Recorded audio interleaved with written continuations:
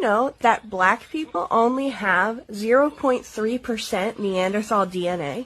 Every other race on the planet has 1 to 2%, and black people have 0.3. So in reality, black people are more human than any other race on this planet.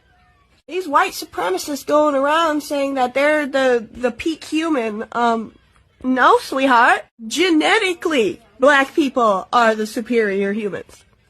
The amount of Neanderthal DNA on Earth is increasing. Many people, including me, white ones, have up to 4% of our DNA that can be traced back to Neanderthals. And since the human population has now passed 8 million people, statistically there is more Neanderthal DNA from people like me who got it in me right now on Earth because there's so many of us than there was when Neanderthals actually existed because their populations were so small. No one knows exactly why Neanderthals died out, but by studying their remains, they found that the males had very compact, muscular bodies. They would wear really interesting clothes, wear jewelry, even put flowers down for their dead. So I think that maybe Neanderthals died out because all the males were, I don't know, gay. Here's a mystery for you. We know that Neanderthals, modelled by this lovely Neanderthal here with his man bun, and Homo sapiens interbred at some point and produced babies. Now, Neanderthals died out about 40,000 years ago, so they've been gone for a while now. Humans and Neanderthals walked the earth for about 5,000 years at the same time, so there was time for them to be doing this. And we know that there was interbreeding occurring because modern humans have got anywhere between 1 and 4% Neanderthal DNA, but not humans that came from Africa because no Neanderthals have been found in Africa. Now, the rate of Neanderthal DNA in humans is low. It's really, really low. So it suggests that whatever interbreeding was going on, it was not happening very frequently. Sort of think like once every 77 generations kind of often. Now, scientists have analysed the DNA genomes of both human beings and Neanderthals, and this is where it gets interesting. Mitochondrial DNA, the DNA that is passed down the mother's line. No Neanderthal mitochondrial DNA has been found in Homo sapiens, but Homo sapien mitochondrial DNA has been found in Neanderthals, which means the only pairs breeding were Neanderthal males with Homo sapien females, about once every 77 generations.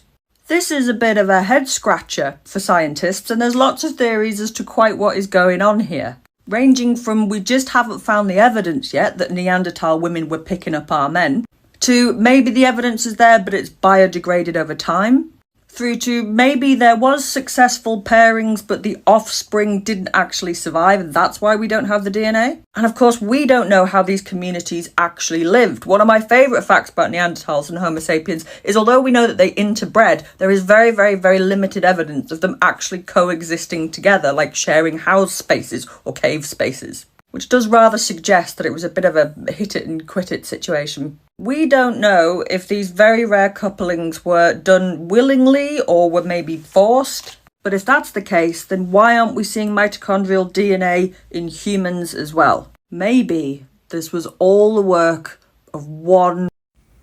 Shock on white people when they get to learn that they have a higher percentage of Neanderthal DNA.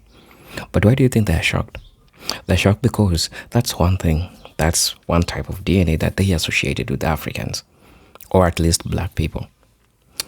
You see, the Neanderthal DNA, which I think when you look at the evolution theory of history, you get to understand, by Charles Darwin, by the way, you get to understand that the Neanderthal DNA was found on chimpanzees, monkeys, and all these other ape family.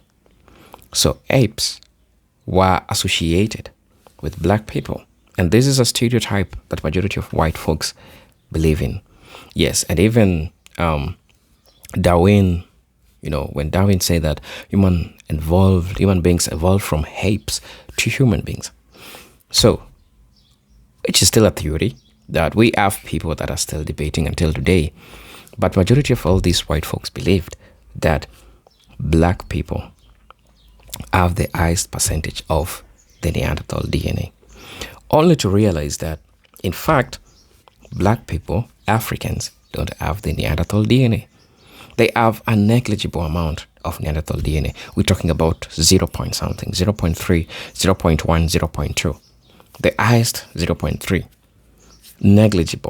Negligible amount, right? But for white people, they have a huge percent of the Neanderthal DNA. And all these people that are taking them tests and looking at the truth, they are finding the truth. They are finding out the truth, something that they cannot deny. But this was a stereotype because they used to laugh at us black people, saying that we have the Neanderthal DNA, the undesired DNA in human beings, only to learn that they are the ones who contain the largest percentage of the Neanderthal DNA. A joke? That's a joke on their face. So some of them are expressing frustration. Some of them are really mad by getting to know the truth, by getting to realize this truth. This is something that they didn't subscribe to. This is something that they didn't expect. But hey, here it is with them. They are envisioning it. Brothers and sisters, I want us to watch this video.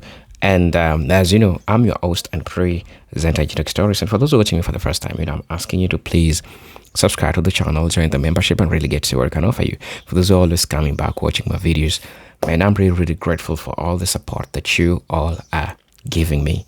So brothers and sisters, let us watch the video. I'll be back with my thoughts and commentaries in regards to this. So let's watch the video. Maybe two messy human women who just really fancied a Neanderthal. I mean, I have dated worse. My God.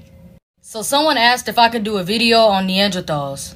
And I think I already did this video like twice already in the past, but I'll just do it again. Alright, so as y'all should know, scientists have found a new DNA called the Neanderthal DNA.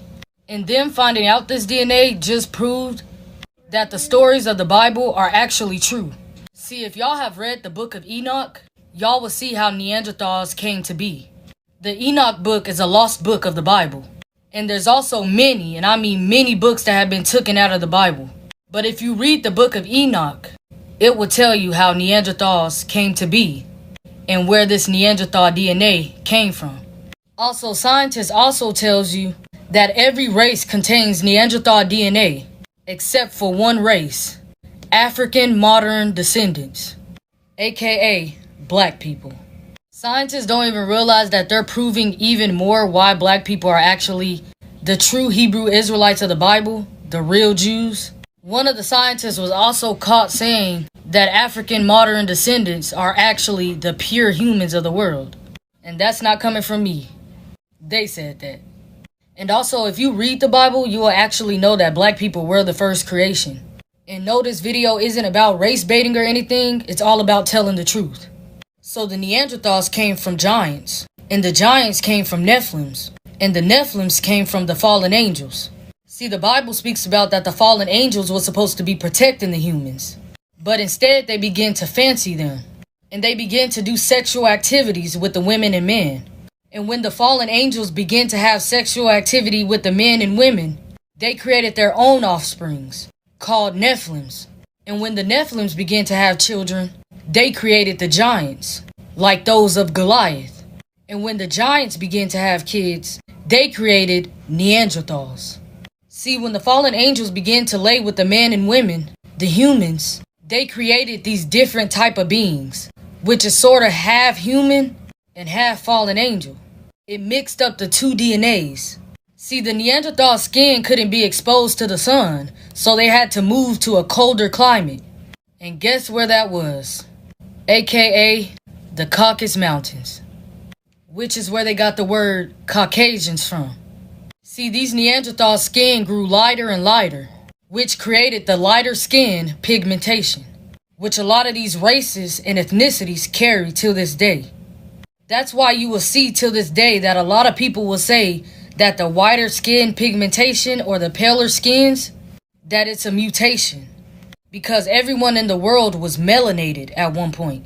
That's why it's kind of crazy when I be seeing people argue about which land is theirs. This is our land. This is our land. Y'all don't even realize that all these lands originally started with all black people on them. Every Afro person in every part of anybody's land Afro-Hispanics, Afro-Palestinians, wherever you are, any Afro person is the original people of that land. And it's crazy because black people get done the worst anywhere they go. And y'all don't even realize that that's really your land. But like I said in another video, y'all don't understand that that was one of the curses put upon us all as a people, along with many more curses. And this video was just about telling everybody the truth. I love you all, and let the truth set you free. Now we know from DNA testing that pure Africans have zero Neanderthal DNA. So there must have been some deep European origins of the Neanderthal. Is that correct? Yeah, that's right. Whether it's deeply in Europe or sort of into the Near East is much debated. But yeah, it's outside of Africa. So, you know, humans and Neanderthals, of course, have a common ancestor about 600,000 years ago. Those two branches go their separate ways. Ours in Africa, theirs in the Near East and Europe. And at some point, they become what we would consider to be the Neanderthal gene pool. And when our branch comes back in and intersects them again, we have these matings and this admixture. And so we are fertile with each other because we have the same common ancestor, even though we're many such years a recent one down from the line. And an interesting fact that I discovered in my own work for Starry Messenger, the book, was we grew up with the archetype of this stupid backward Neanderthal. Yeah, they're the ones. Isn't that just charming? Referring to someone as a Neanderthal that came from a cave and calling me a thing, all based on a difference of opinion. But I think this would be an excellent opportunity to review some new scientific findings about human evolution. Because if one is referring to a person solely based on their skin tone as a Neanderthal, because of the ill-conceived idea that only a certain number of demographics contain Neanderthal DNA, well, here's some news that one might find shocking.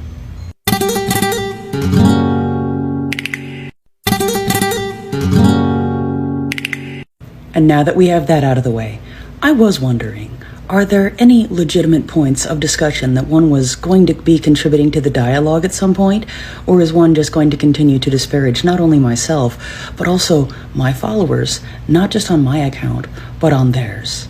It's really not a good look at this point. I recently made a video where I mentioned that modern humans have Neanderthal DNA from interbreeding with them, and specifically I said that all non-African populations have a little bit, and it turns out I was wrong. Somehow I missed the news in 2020 that researchers had discovered African populations actually do carry Neanderthal DNA in their genome. It had been assumed that African populations wouldn't have Neanderthal DNA because Neanderthals never lived in Africa. We only encountered them when we started to migrate out of Africa. But it turns out they do. At some point after interbreeding with Neanderthals in Europe, some European populations migrated back into Africa, carrying those genes with them and spreading them into African populations. Which is really cool because it's just one more piece of evidence that shows how complex and fluid our evolution was. Now, as far as the outdated idea that Africans didn't have Neanderthal DNA being used to peddle racism like this person mentions, I haven't personally seen that, but I don't doubt that it's out there. However, I did see some worrying reactions to that updated study that I think are worth talking about, because I saw a few different outlets irresponsibly report that the discovery of Neanderthal DNA in Africans was a blow to the out of Africa hypothesis.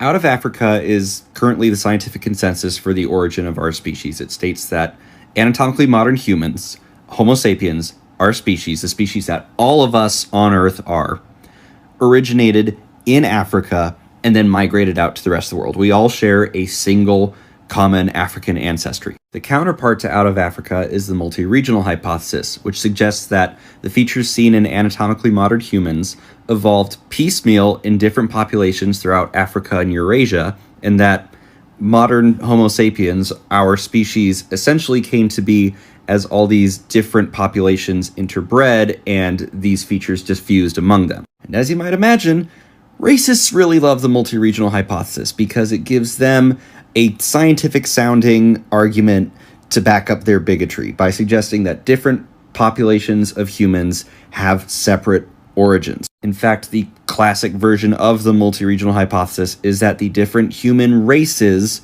evolved separately from different extinct species, ergo, different races are different species, which they are not. Genetic and fossil evidence overwhelmingly supports out of Africa and makes it explicitly clear we are all the same species. In fact, there's less genetic diversity between different populations of humans than there is between different populations of chimpanzees. And the discovery of Neanderthal DNA in Africans does nothing to disprove out of Africa. It just further emphasizes that, yes, there were multiple waves of migration outside of Africa, and it tells us that at some point, at least some of those populations migrated back. The same thing was happening elsewhere in the world. There are populations today with Denisovan DNA, and even with DNA from another unidentified species. You have to remember, this was a period in Earth's history where there were still multiple very closely related species of human living on Earth. And clearly, as we all encountered each other, whether or not we made war, we definitely made love, and we still carry the evidence of those meetings in our genes. Which is pretty cool. It means that in a weird way, even though those species are long gone, they kind of live on in us. But to be crystal clear, absolutely none of it proves racists right, because racists are stupid and... Skull from Nigeria. And it was dug up in 1965 by Thurston Shaw and his team, an archaeologist. It is about 13,000 years old. And my colleague Katerina Havati used a new technique of digitizing the surface of the skull in 1972. And she found, as I did, that it does not look like recent African material. So here we've got a recent African skull, and here's the skull from Iwo Eleru in Nigeria. You can see that this skull is much longer, it's much lower. And all in all, it's got a much more what we could call primitive appearance, even though it's only 13,000 years old. And in Katerina's analyses, she found that the nearest neighbour, in terms of the overall shape of the skull, was this specimen from Tanzania, from a site called Ngaloba, which is, we think, about 140,000 years old. So you've got a specimen that's only 13,000 years old, but it looks like it should be, you know, another 100,000 years older in terms of its shape. So what's going on?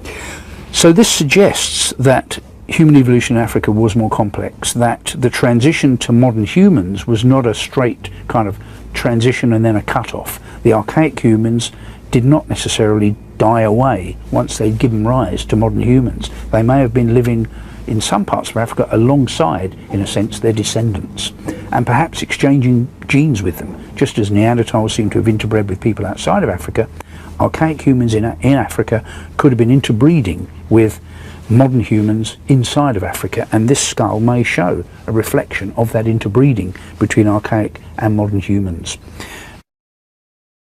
Why did scientists choose to say 1 to 2% Neanderthal DNA instead of entire populations descend from hybrids? Who benefits when the word hybrid is replaced with Asian interbreeding? If non-Africans carry Neanderthal DNA, why isn't it ever described as a different species merging into ours?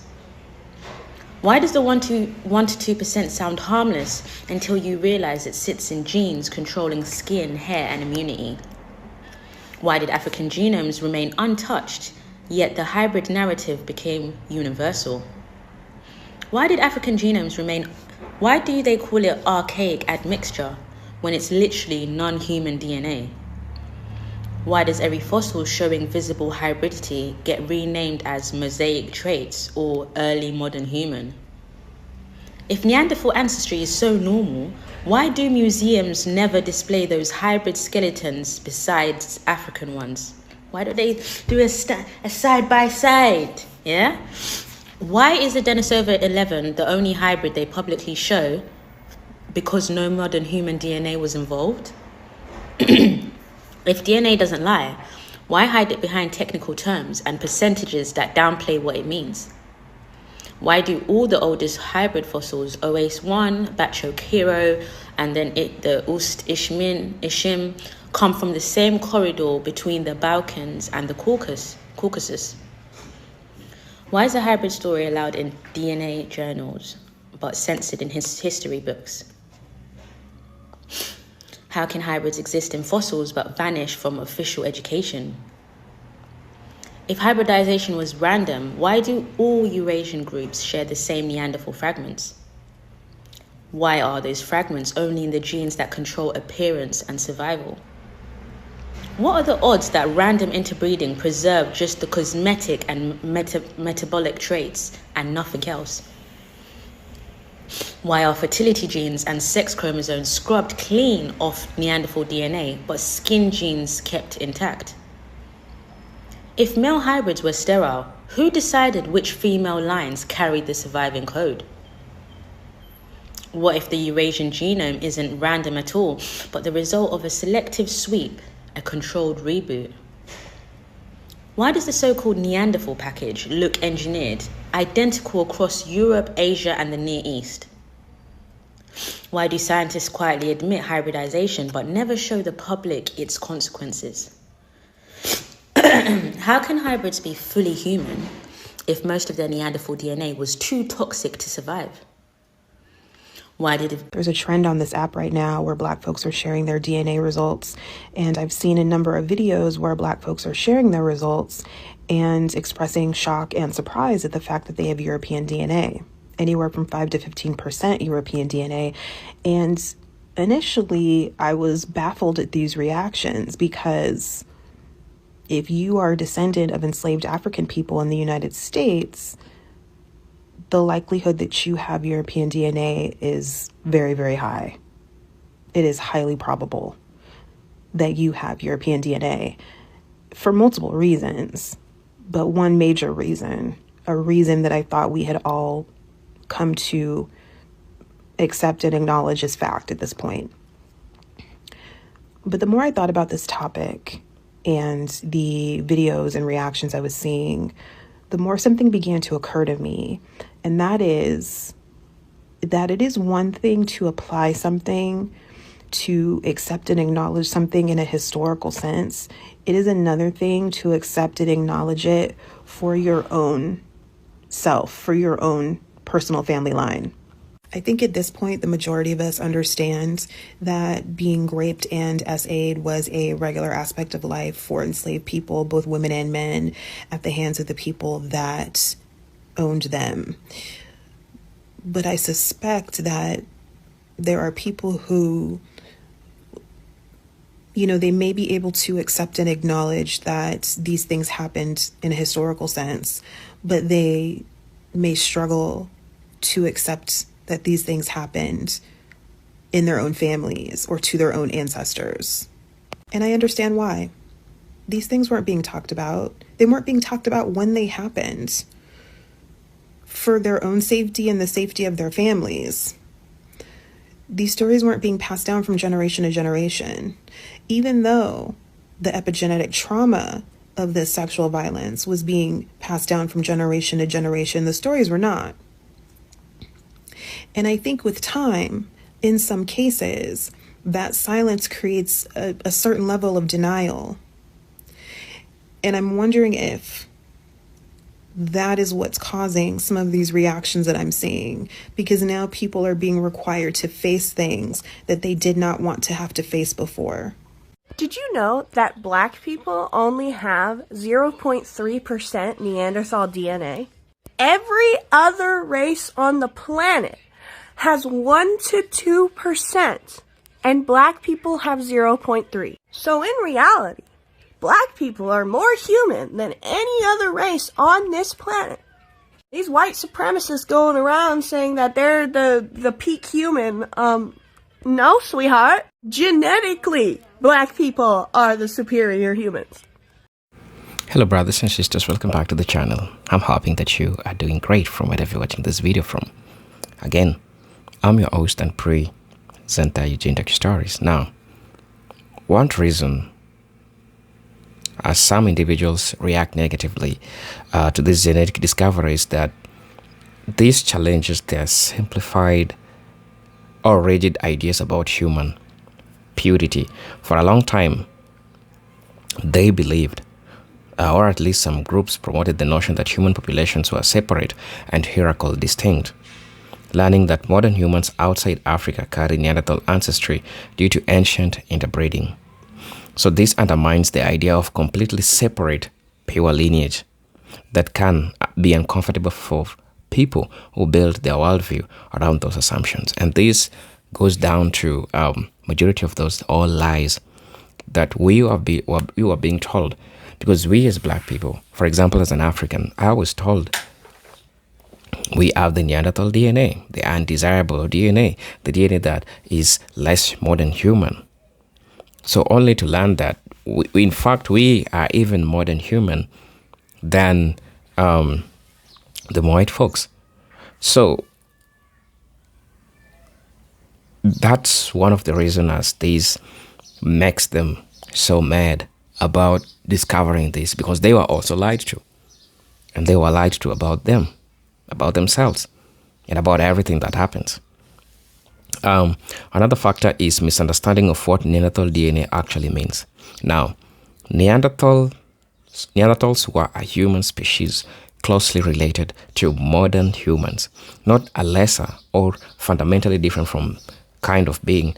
However, in population culture, they are often being portrayed as primitive or unintelligent. So when people hear they have Neanderthal ancestry, they start interpreting it negatively, even though scientifically it is just a normal part of human evolution and has no bearing on person's worth or intelligence. Right. There's also a broader issue of how people interpret genetic differences.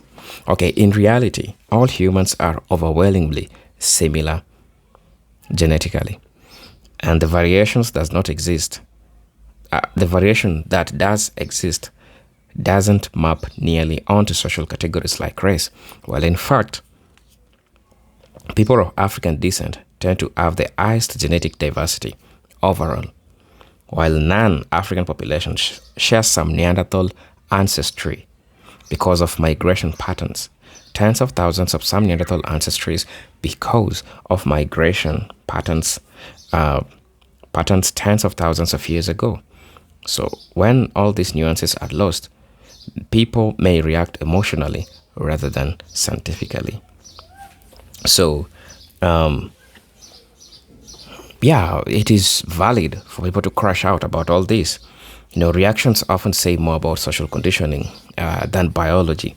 If someone has been taught explicitly or implicitly to see human being differences in hierarchical or competitive times, then any new information about ancestry can feel threatening. But from a scientific perspective, Neanderthal DNA is simply part of the shared story of humanity. A reminder that human evolution involved mixing, migration, and adaptation, not clean divisions between groups. So brothers and sisters, please let me know what you all think about this video. Again, I'm your host and presenter Genetic Stories. But until then, let me see you in my next video. Peace, love, and harmony. Salute.